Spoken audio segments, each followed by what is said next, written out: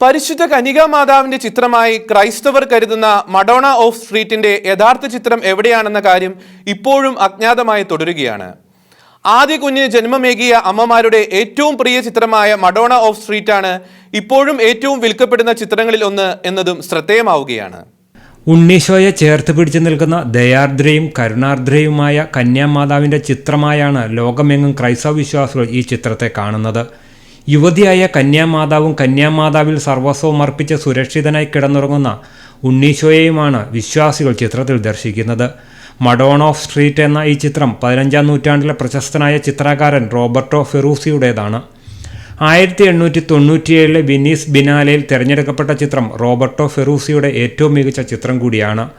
11 വയസ്സുകാരിയായ ആഞ്ചലീന സിയാൻ എന്ന പെൺകുട്ടി തൻ്റെ സഹോദരനുമായി നിൽക്കുന്ന ചിത്രത്തിൽ നിന്ന് പ്രചോദനം കൊണ്ടാണ് ഫെറൂസിയ ഈ പെയിൻറ്റിംഗ് തയ്യാറാക്കിയത്.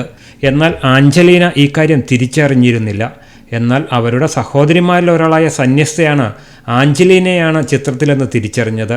ഫ്രാൻസിലെ ഉരുക്ക് വ്യാപാരി ജോൺ ജോർജ് അലക്സാണ്ടറാണ് ഈ ചിത്രം വിലയ്ക്ക് വാങ്ങിയത്. എന്നാൽ പിന്നീട് ചിത്രത്തിന് എന്തു സംഭവിച്ചു എന്ന് വ്യക്തമല്ല. ചിത്രം ഇപ്പോഴും എവിടെയാണെന്ന കാര്യം അജ്ഞാതമായി തുടരുകയാണ്. എങ്കിലും ക്രൈസ്തവ ഭക്ത വസ്തുക്കളിൽ ലോകത്ത് ഏറ്റവും കൂടുതൽ വിറ്റഴിക്കപ്പെടുന്ന ചിത്രങ്ങളിൽ ഒന്നായി തുടരുകയാണ് Madonna of street. International desk, Shekinah news. Shekinah ടെലിവിഷന്റെ വാർത്തകളും പ്രോഗ്രാമുകളും യൂട്യൂബിൽ കാണുന്നതിനായി ഈ ചാനൽ സബ്സ്ക്രൈബ് ചെയ്യുക. നിങ്ങളുടെ മൊബൈലിൽ തത്സമയം നോട്ടിഫിക്കേഷൻ ലഭിക്കുന്നതിന് ബെൽ ബട്ടണിൽ വിരലമർത്തുക.